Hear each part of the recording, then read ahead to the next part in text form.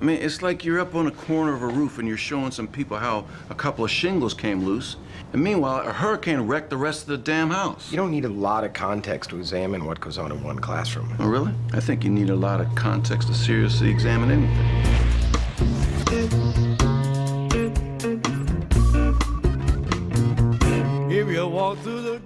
This is a clip from The Wire, one of my favorite shows of all time, and it's a clip that's always stayed with me because it's applicable to every part of life, even reviewing video games. There's no objective truth when it comes to whether or not something like a video game is good or bad. There's only relative truth, and much of that is dependent on the context of the game, or those who made it, or how they made it, or when the player is playing it, or what they've just played, or what they'll play next. It's entirely about context. It's context more than anything else that governed the reception of Mass Effect Andromeda. This was a game years in development from one of the most experienced, largest, and best funded gaming studios in the world. It was a sequel to one of the greatest video games ever made, and so when it landed with a disappointing thud, full of half-baked facial animations, terrible writing, and cut content, the gaming community was rightly furious. Now, Mass Effect Andromeda will forever be remembered as one of the greatest disappointments in gaming history. And had the same game come out from a different studio, under a different banner, completely separate from all of the context of the Mass Effect franchise, there's no doubt that that game would have been far better received than this one was. Metal Gear Survive came out this week, and for all intents and purposes, it's meant to be a pretty average game. It's not the worst thing ever, it's certainly not the best, it's just a pretty ho-hum zombie horde mode adventure game that we've played dozens of times before. But that doesn't stop the entire gaming community from hating this game because of the context associated with it. This shameless cash-in on the Metal Gear franchise that Hideo Kojima worked to build over 2 decades of his life has no right to be called a Metal Gear game. And had the same game come out from the same studio but didn't have the audacity to call itself a Metal Gear game, I'd have probably given it a fair look.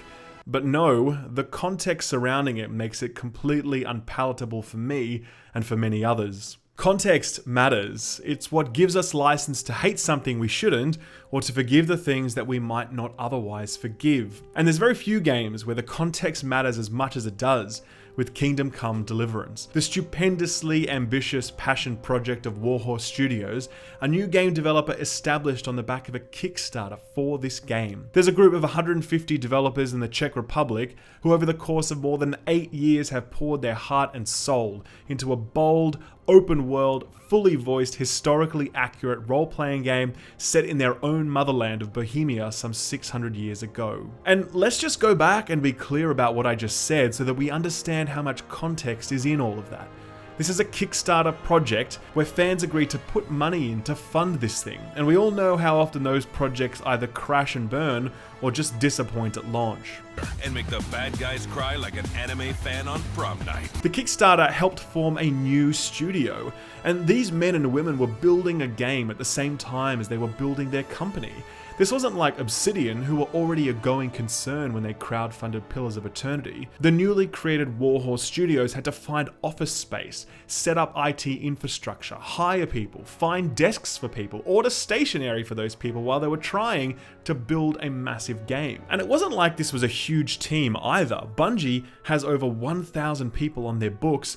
Warhorse made a way more complex game than Destiny 2, and they did it with a team of 150 people. And it wasn't just some 2D side-scroller, this was a huge open-world game. And it wasn't just any open world, it was a truly historically accurate recreation of 14th century Bohemia that looked to deliver a historical sim RPG experience. And it wasn't just any RPG, it was a Bethesda-style first-person RPG with fully voiced NPCs for all dialogue and a tremendous number of game systems working at all times, like dialogue outcomes and stealth and combat and survival elements and stuff that Bethesda themselves have been too afraid to implement in the past. I could go on and on about how much this game was trying to accomplish, and the circumstances that should have made such an undertaking impossible for the men and women of Warhorse Studios, but I suspect you get the point. The fact that this game was made at all is a small miracle, and I think we're all pretty lucky that it exists because in so many regards, the game succeeds well beyond what many would have expected. Now, I've spent a long time setting up the context for this review and praising praising its origins because ultimately, and sadly, there is just so much wrong with this game that a significant portion of this review will be speaking about why this experience is just awful and heartbreakingly bad. And I use the word heartbreaking because had the developer taken the time to fix the hundreds of bugs that ruin key moments with this game, and had they taken the time to revise key design decisions relating to its core systems, this review would be universal praise and an immediate recommendation that you go out and buy this game right now. Instead, this review will offer a different view. At the time of writing, I'm one of only 3.3% of people in the world who have completed the campaign of this game, and I can tell you that the second half of this game, the part that most people are not up to yet, is so riddled with game-breaking, immersion-destroying bugs that I strongly recommend you do not purchase this product yet. It makes me sad to say it, because taken in context, I value so much what Warhorse has done here, but I wish they had somehow found the money or time to have continued development for a bit longer. I don't score games in my reviews, but if I did, I'd honestly give Kingdom Come Deliverance a 4 out of 10, because so much of its greatness is obscured and its best moments become its worst moments as the game's systems strain and buckle under the weight of technical glitches and bad design. From almost any other developer and almost any other circumstance, I'd have completely written off this game as an unacceptable failure, but taken in context, I respect this game so much and I'm glad that I played it. I just wish I played it later on. There's a cycle at the core of the Kingdom Come Deliverance experience. It starts with a relaxed appreciation for the world that you inhabit and the characters you meet, and it blossoms into a wide-eyed awe as you walk into a new town or you meet a new challenge or foe. There's a charm to that experience that's impossible to ignore, but just as impossible to ignore is the inevitability that you will eventually be ripped out of that immersive delight and thrust back into the frustrating reality that you are playing a broken and unfinished video game. And your view of this experience overall will be determined by how much you choose to focus on the different components of that cycle, the good or the bad. And today, I'm going to share with you my personal view. Ladies and gentlemen, I present to you my review of Kingdom Come Deliverance.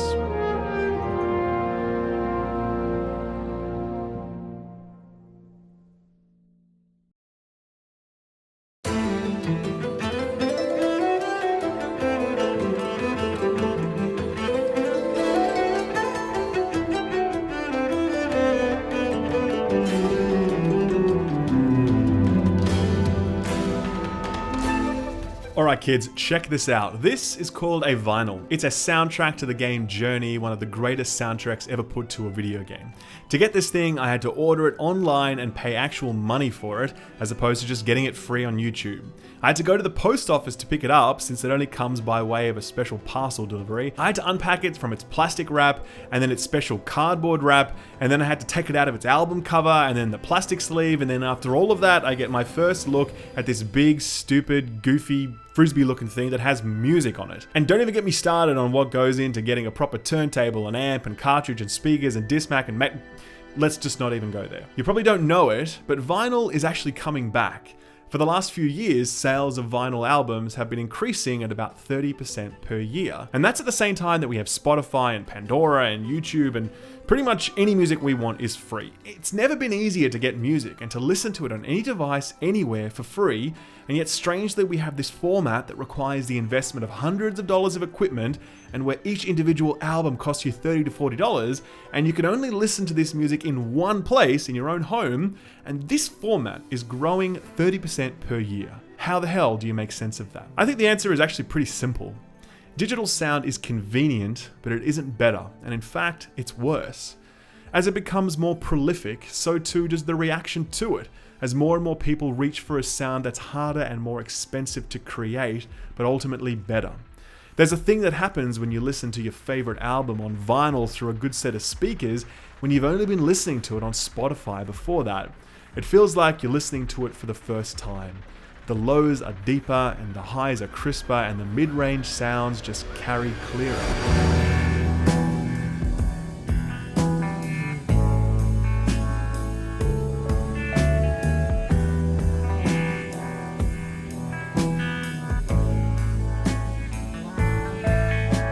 When it comes to music, the old-fashioned ways still have a lot to teach us, especially in the digital age of today. And funnily enough, it's not too different in the world of video games. The defining characteristic of Kingdom Come Deliverance is that it has at its heart an analog charm that stands proudly against the slick, streamlined, on-rails and dumbed-down quality of modern-day digital video games. I could have loved Assassin's Creed Origins, but its mess of horrendous UI baked deep into the core experience made me feel like it was a follow-the-marker simulator, rather than making me feel like it was this ancient Egyptian warrior. I got so bored of Ghost Recon Wildlands for the same reason. Most open-world modern RPGs fall into this category, in fact. I mean, just look at what BioWare have done to Andromeda and Dragon Age. There's so little agency in those experiences. You just sort of feel like you're pressing buttons at the helm of the Enterprise, Thruster is off. rather than holding the control stick in the cockpit of a tiger moth. And what I'm talking about is actually something that the game's producer has observed pretty clearly. In a recent interview with PC Gamer, he said this trend I see in real AAA games is toward making it more and more forgiving, better suited to the most casual and absent-minded players. They are games that in effect play themselves. So you have all these different markers and prompts and handy hints, and you never have to think about what you do next. Warhorse Studios knew that this day was coming 8 years ago when they set about on this project. They knew we'd need a game like this today, and Kingdom Come Deliverance feels like such a breath of fresh air to play now. You want to sweet talk a maiden fair? Well, you'd better have a bath, matey, because if you look like a grub, she's not going to be down for that. You want to level up your bow skill? Well, guess what? There's no bullshit skill point system where you swing a sword for an hour and then magically you can put points into your bow skill. You want to get better with a bow? Use a bow. Oh, and by the way, you'll completely suck with it at first, so you better get practicing. And if you're struggling to take down an armored knight, it's probably because you're using swords and they're ineffective against armor, and you better change to a blunt weapon to punch through that armor and do more damage. If you want to speak to an NPC and it's nighttime, too bad, champ. They're asleep and you should be too. Go have your dinner and go to sleep. You can speak to them in the morning. Warhorse Studios describes Kingdom Come as a historical sim, and perhaps the greatest achievement of this game is how comprehensively they've delivered on this vision through the platform of an open-world RPG, with deep, interconnected RPG systems firing away under the hood at all times. If you were to imagine the gamification of medieval Europe, then this would certainly be it, and Warhorse should absolutely be congratulated for having the courage to include so many systems at once. I mean, here's an example just to give you an idea of what I'm talking about. In this quest, I need to forge a document to help someone escape, and what I need to do is I need to sneak into this guy's house, I need to knock him out, take the key, steal the document, go and convince the local scribe to forge it, sneak back into the house, replace the original, and then do all of this before the sun comes up. Now, just in this one section, we have a day and night cycle which determines when most NPCs are asleep or awake. We have a stealth system that determines how easy it is for me to remain undetected, and we have the potential to either lockpick the chest or knock the guy out to get the key, which means we can approach this quest however we please. We also have a dialogue system that gives us different options for convincing the scribe based on our speech stats, and at the end of that we have a system whereby the NPC will actually take you back to his house and check for the forged document against the original to make sure you've returned it. There are lots and lots of quests like this in the game, and the obvious touch point to all of this is a Bethesda game. If you've ever played a Bethesda game, you're already very familiar with a lot of what Kingdom Come is doing. But this game, and I really mean this game is more ambitious than what Bethesda have been over the last decade. It isn't trying to be bigger or more epic, it's trying to be deeper and smarter. And when it's not breaking, it's absolutely achieving those goals. It's not going worlds beyond the Bethesda formula, but it is going back to the roots of that experience, roots that we've not seen since the Morrowind days. And it's adding more interesting and more complex systems to that. Stuff that modern day Bethesda just doesn't have the courage to implement because it would likely push away a lot of players who don't have the patience for slow and demanding RPG systems. You have to eat daily in this game. You have to sleep regularly. Your body will break and it will need to be fixed through rest. You have to learn how to read and continue reading to advance that skill. You have to maintain your armor, either yourself or with the help of merchants. You keep your own sword sharp, your own quiver stocked, and the brilliance of this game world is that it's built in awareness of all of those mechanics. When you see an inn at a city, you're relieved because you know that you've found somewhere to rest and to eat. When your armor is in disrepair, you'll travel to a nearby town to find an armor smith, and if he's closed in the evening, then you'll go to sleep and wait for him to wake up the following day. If you're dirty, you can wash in a nearby trough, or you can visit a nearby bathhouse for a more comprehensive bathing service. I've heard you have nice girls here. I'm sure you'll be extremely satisfied. God bless. Kingdom Come feels like vinyl, where everything else you've recently played feels like Spotify. You're constantly lifting the needle, carefully placing it, sitting back and patiently waiting for a truer, clearer, and better experience to sound through.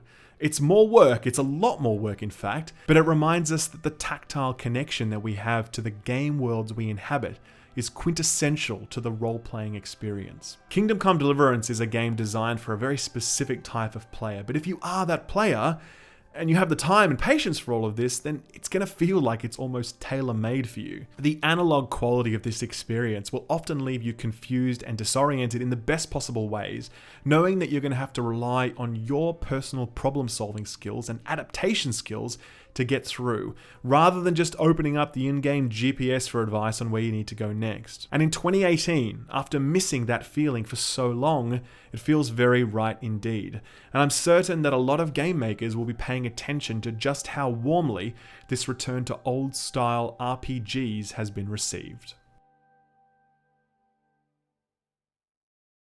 Okay, here's the intro to Kingdom Come Deliverance. Just watch this.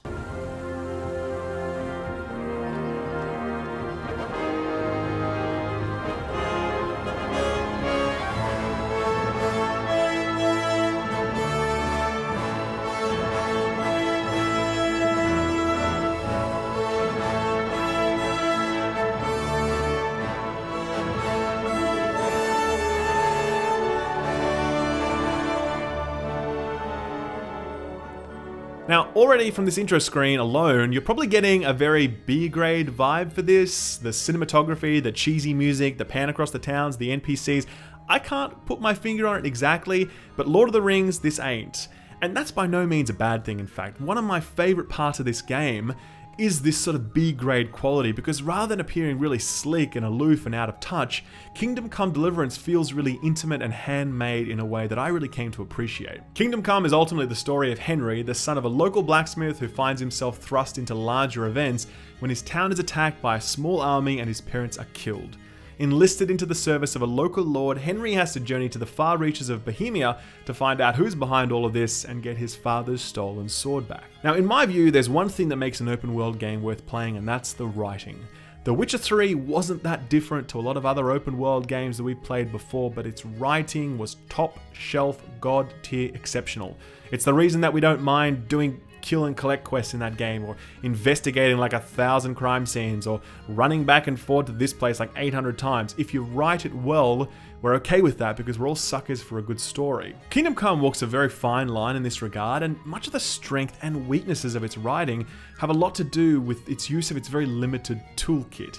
See, Geralt of Rivia or your Skyrim Dovahkiin could go out there and hear stories about haunted houses full of mice and immortal warriors and ancient magic orders and stuff, but old mate Henry, he's living in historically accurate Bohemia, which means if it can't happen in real life, then it can't happen in this game, generally speaking. Taking a step back and looking at the story and world overall, I'm constantly asking myself whether the commitment to historical realism helped or hindered the game, and I think my view of it really comes down to how well the developers were able to utilize those elements in their storytelling and gameplay. I'm going to say something here that I think a lot of people are going to disagree with, but I think the writing for the first 40 hours of the game was really dull. It's a 3-act story arc where the opening 10 hours are about setting up the plot, the last 20 hours are an utterly magnificent conclusion, and the 30 to 40 hours between that is just a dull and meandering mess. You'll be sent from town to town, place to place, just talking to NPC after NPC, listening to them drone on about someone they saw recently, or asking for help with some banal tasks like fetch me some rabbit meat. Or I think the middle section of the game really drags because the narrative doesn't reach for any of the more fascinating aspects of medieval life and society, and instead just opts towards the more generic, personality-based quests like we've seen hundreds of times before. But man, when it gets going and it's firing on all cylinders, it just so perfectly utilizes the value of that historical setting, weaving its narrative and its gameplay together in fascinating ways. I think the third act really kicks off when you go undercover to infiltrate a monastery to assassinate a criminal who's taken refuge there. It reminded me so much of Umberto Eco's The Name of the Rose, where a man is trying to solve a murder mystery in a monastery, but in so doing is just pulled deeper and deeper into the weird eccentricities and political intrigues of monastic life. Within these walls, men come to seek God. He has come to seek a killer. There's this schedule in the monastery that you, the player, has to keep to as you're trying to find out who your target is and how to kill them. You'll rise at dawn for mass, and then you'll eat with your brothers at 7 a.m, and then you'll go to the workshop and work for 4 hours, and then the library for another 4 hours, and so on. And you're not just sitting there watching cutscenes, you're actually doing work. You're mixing potions or copying passages from old text. And in between all of these tasks, you have to sort of quietly slip away and whisper to your brothers about an upcoming election of a new abbot, and the drinking habits of senior monks, or sneaky games of dice downstairs in the basement, or the reason why certain texts in the library are kept under lock and key. It all just moves with this constant metronomic rhythm that is dictated by the schedule. And it's just using all the panels of history to decorate the facade of itself. The realities of this monastic life, the way that God is understood, the political realities of the time, all of it is just painted so vividly. And while it's doing all of this, it's leveraging almost every gameplay system available to it to create this deeply authentic and rewarding role-play experience. It's just so wonderful, and it's honestly one of the best role-playing moments I've ever had. So much so that when I completed that portion of the game, I was sad to think that that monastic life was going on there without me. So immersed was I in the realities of that time and that experience that I longed to go back there, and I think that's the rare feeling that any developer is trying to create for us when they give us a game like this. History is a double-edged sword in most regards, and that's particularly the case here. I suspect that many people will love the quiet, simple, realistic drudgery of the first 40 hours of this game as well hate it, but let me tell you that the last 20 hours are absolutely worth the price of admission alone, and are the best showcase of why this vision of a historically accurate RPG was a worthwhile one.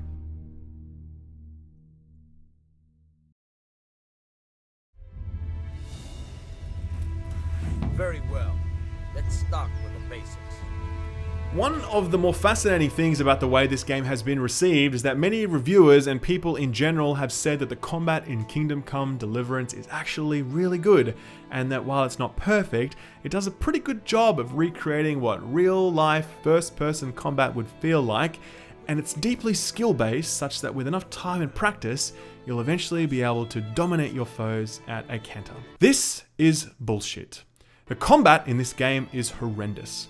I think I've established already how much I admire this developer and what they have created, so I have no reservations whatsoever in being totally upfront with my views on this topic, because I honestly don't think anyone has taken the time to properly analyze and communicate just how bad this combat system is. So that's what we're about to do right now. Let's understand first the foundations of combat in this video game. Combat is predicated on a 6-point targeting system, enabled by a mandatory lock whenever you are engaging a target. When locked on, you can position your reticle to either swing in a specific direction or to block in a certain direction. Ideally, you can chain attacks together, either through sweeping motions like going from top to bottom and then bottom to top, or you can execute set combos that you will unlock as you level up. You can also parry your enemy, which will slow down time and give you a slightly larger attack window maybe on the next swing. However, your opponent can also parry you, something we will talk about in due time. Swinging your weapon and blocking attacks both consume stamina. Run out of stamina and you can't swing or block, meaning that you will take damage. So, those are the foundations. Aim the reticle, swing, block, parry, combos, stamina management. Now let's talk about how none of this works. The first thing that breaks this game's combat, its first Achilles heel, is its lock-on system. You cannot enter combat without being locked onto a target. There is no free swing state when you are in close proximity to another enemy. The game will hard lock you onto that target, and then it will alter all of the game's controls relative to that new target. So if you're running forward and to the right when you're near a target, and the game then decides to lock you onto that target, you're now going to start moving in a circle around that target rather than running to the right. And this will be fine on its own, except for the fact that you're very often having to move and reposition during fights against multiple enemies, and the controls will jerk back and forward between the two movement states as you acquire different targets. And this is before you actually try to tab target away to another enemy, which straight up does not work. I'd estimate around 40% of the time. You'll be frantically spamming the tab button trying to lock onto a new enemy so that you can then turn and face and deflect this incoming blow, but because they're out of your cone of vision, you literally can't tab target to them, so you'll just end up getting slapped from the side repeatedly. For Honor handled its positional-based lock-on system infinitely better, and there really isn't any excuse for just how unpleasant this system is in practice. But more frustrating than this, and the second Achilles heel in this game, is its parry system. Now, as you continue to play and fight, you're going to face different enemies, and each of them is going to have a hidden parry proficiency. Now, I don't know how all this works. It could just be that they're higher level than you and they have a higher chance to parry. I don't know, honestly don't, but unquestionably, bandits that you meet on the roadside will put up almost no fight, and you can just swing wildly at them and you'll be fine, where other enemies will parry almost every single one of your attacks. And I mean every single one. It gets to the point where there is no point in swinging at them because you just won't hit them and you'll just open yourself up to counterattack. It's better instead to wait for them to swing at you and then to play the parry trading minigame where you each parry each other 5 times and then wait for someone to fail. In this way, combat starts to feel a lot more like playing Guitar Hero or some quick time event bullshit than it is an actual combat simulator. But it gets worse.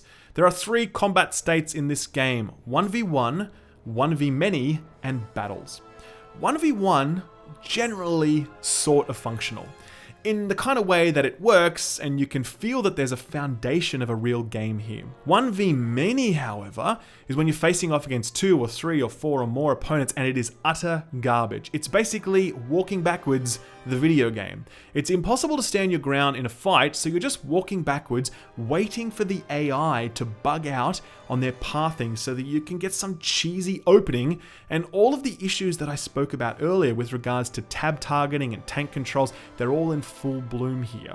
I had about 5 or 6 of these 1v-many encounters during my playthrough, almost all of them compulsory, and they were by far and away the absolute worst parts of this experience, especially for someone who didn't spec heavily into combat, which is what I did. I did the whole sort of, charisma build. And yeah, I know it's realistic to struggle in a 1v3 scenario. That's not lost on me, okay? But I don't care. It's just not fun. It's not fun at all. And I don't overcome it with martial prowess to make it fun at the end of the struggle. I instead overcome it with video game cheese. And I really challenge anyone to offer a different viewpoint on that, because I think if anyone is honest about how they overcame those encounters, I'm sure they'll tell you they're more reliant on cheese than anything else. Realism is not a factor in this equation, and no 1v3 encounter in this game is going to be winning any awards for historical realism. Trust me on that. The final scenario are the battles, where you and your allies will go up against large numbers of enemies, and these are just a complete joke. You literally just stand behind the enemy line as they stay locked onto your allies and you swing wildly at them. If anyone does happen to target you, you just take a few steps backwards, wait for them to change target, and then you go straight back to stabbing them in the back. This is a trivial and mindless form of combat that feels more like Elder Scrolls than anything else. It's nice for a blockbuster thrill, but it does highlight perfectly how dysfunctional this combat system is. Finally, and most subtly hidden amongst this entire mess, is the way that the game manages space between you and your enemy to give the illusion of tense conflicts. As you play, you'll begin to realize that your enemy is able to control space infinitely more precisely than you can. If you get too close to anything, they'll almost immediately grapple you and thrust you away. If you get the jump on them, they'll actually do this really bullshit moonwalk stagger thing that will slide them out of your weapon's reach so that you can't press what advantage you have. And if you manage to land a consecutive combo, the game will also just randomly slide the enemy away from you out of your reach so that you can't continue that combo. It's the most frustrating thing in the world when you know that thrust that you just put out there should have landed but didn't, because the game decided that it wanted to give that NPC a second chance. Oh, and did I mention the combat system completely breaks down when two opponents are at different elevations? And did I mention that enemies can randomly one-shot KO you if they land a specific combo? And did I mention that you will often struggle to draw your weapon at the start of a fight? No matter how many times you spam the one key, it just won't unsheath, meaning that you just end up punching a fully suited knight in the face with your fists. All of this, the lock targeting, the sluggish tab targeting, the bugged weapon drawing, the parry after parry after parry after parry, the invisible walls that spring up between you and your foes, all of it creates an experience that is constantly wresting control of the action from the player and putting it in the hands of the enemy.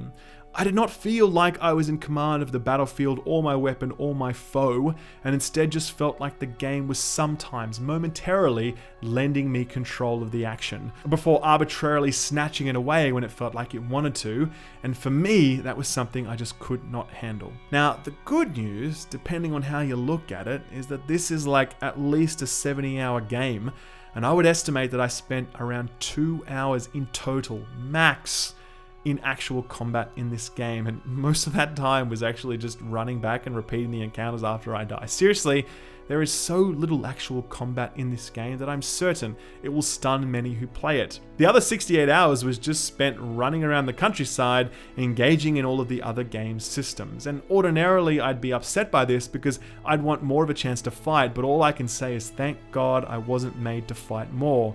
The Elder Scrolls games have long known that their combat was shit, and they very much pushed it aside in the experience, allowing the world and the story and the broader RPG elements to carry the game. It's the same here, though I suspect it was less than intentional for Warhorse Studios, since they've said repeatedly that they're actually really proud of their combat system, and I must say that I very, very respectfully disagree with this assessment, and that the combat in this game is by far the lowest part of the experience, eclipsing even the much spoken of bugs that I'm just about to address. Let's go. Master Fafar is very keen to meet you.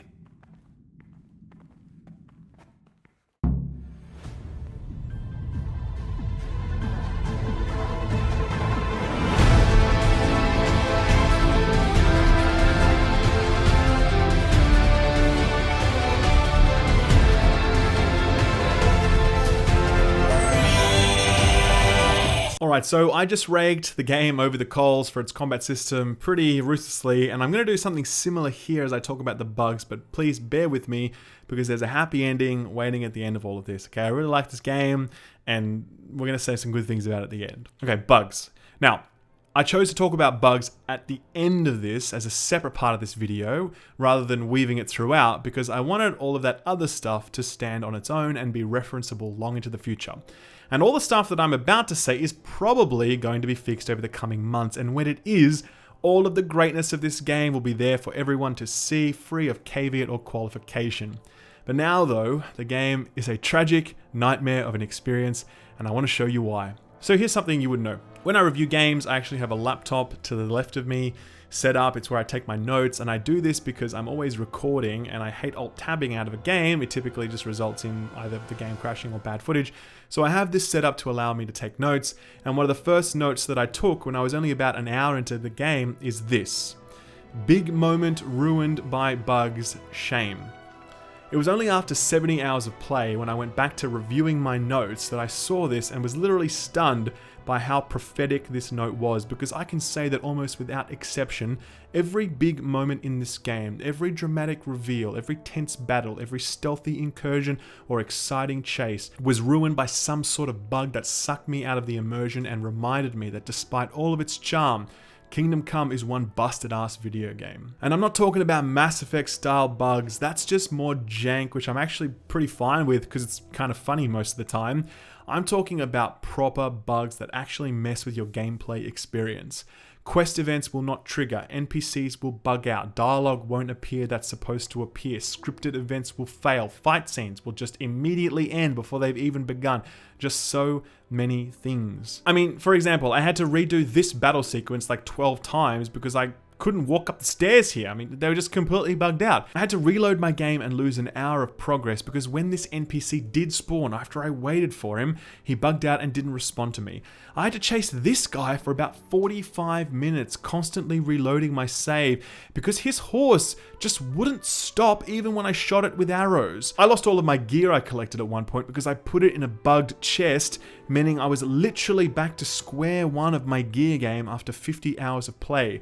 This guy right here that I see on the street, I'm not meant to see him yet. I have to go through like 6 quest steps to be able to uncover where he is. Turns out he's just standing there on the side of the road and I ask him, hey, are you that guy that I'm looking for? And then he runs away, but the running away animation bugs out and he just sits there cowering, spilling the beans on everything. I mean, I really mean what I said earlier about big moments being spoiled. I came to dread the finales and climaxes in this game because they were the moments that employed numerous game systems simultaneously, and since there were so many systems at work and all it would take is for one system to fail, the chances of failure were just huge and it happened almost every time. Ask anyone who's actually finished this game, one of those 3.3% of people, and they will tell you that there are moments seared into your memory because of how many times you had to replay them owing to bugs. It's just awful. And all of this is compounded by the save system. The way it works is that I can only save when I sleep or when I drink a rare and expensive potion. Now, this system is absolutely brilliant and it is the heart and soul of this game because it forces you to consider your actions more deeply, to weigh the consequences and to own the outcomes in a way that you would never have to do in an Elder Scrolls game where you can just save scum your way to victory. It is unquestionably the most courageous and best choice the developers have made, and it makes me sad to hear that they're thinking of walking it back by adding a save on quit option. Anyone who says this save functionality isn't convenient for them just hasn't played enough of this game, because there were exactly 0 instances across my 70 hours of play where I couldn't find a bed in reasonable distance allowing me to save. Literally just 0. So no, the system is fine. Please, Warhorse, leave it how it is. But I will confess that the autosave management in this game, coupled with the horrendous number of bugs, is atrocious. I had to run this segment for over an hour as I was tasked with killing 3 bandits. Now, this is hard to do in regular circumstances, but my character was built entirely around speech and charisma, so I really sucked in a fight. And yet there was no way to talk my way out of this, so I had to fight. And these guys were just destroying me over and over again. And each time I died, I'd sit through the loading screen, I'd load at the nearest bed, I'd mount up, I'd ride right around this damn monastery because this was the only spot with a bridge crossing. I'd run to that spot, dismount, skip 3 cutscenes, and then do the fight again. This was one of the lowest moments of the entire experience for me, as many of my victories were robbed of me due to the bugginess of combat. I mean, I nearly quit the game at this point here. Had the game been more reliable, or had the autosave system provided me a checkpoint before this encounter, that would have been infinitely better. And I can promise you that there are dozens of examples like this as you go through your playthrough. So, we've established that there are bugs, but the question that I find most fascinating here is, should this game have been released at all in this state? And I think the answer comes back to the point I started with at the beginning of this review: context. If Bungie or Blizzard or Rockstar or Arcane Studios or Naughty Dog had released this game in this state, we'd have every right to be furious. The internet would be merciless in its critique and the reputation of those studios would be forever tarnished. But this isn't a big storied AAA developer, it's a scrappy Kickstarter upstart, and they probably reached a point after 8 years of development where they just needed to get this thing out to get the cash injection they needed to keep the lights on. And it's for this reason alone, the context of this studio and its story, and how ambitious they've been with this project, that there's really no hard feelings from me. Do I recommend you buy this product? No, not yet, because it is clearly not finished. But while the devs are in that process, I'd ask you to put down your pitchfork and cut these guys some slack. They clearly tried their little hearts out with this title. Every inch of it is straining and bursting and breaking with ambition, and that for me counts infinitely more than the bugs I've had to endure throughout this journey. It saddens me though, because I know that being aware of this context and having the patience that I do, I can forgive the roughness of this experience where I know many people will not, and already on forums and YouTube comment sections, I've seen people swear off Warhorse Games, declaring that the quality of the finished product is so abysmal that they would never forgive them for it. And I get that view, I really do, but I just think it's the wrong way to look at things here. Let me put it this way. I think the legacy of Kingdom Come Deliverance is that in an era when developers say you couldn't possibly make a AAA game without stuffing it full to bursting with microtransactions, these guys started with nothing, literally nothing, and built this in 8 years with only 150 people, and it's an experience that despite its bugs goes toe to toe with what AAA game studios are offering. And specific to Bethesda, the studio that completely owns this style of play, Warhorse have gone beyond much of what Bethesda is capable or willing to produce, because they've had the boldness to deliver an experience that asks the player to think deeply, to wait patiently, to roleplay earnestly, and to engage this analog world as you would if you yourself were thrust into it. That's an important and lasting legacy that we shouldn't lose sight of, no matter how imperfect the launch product happens to be.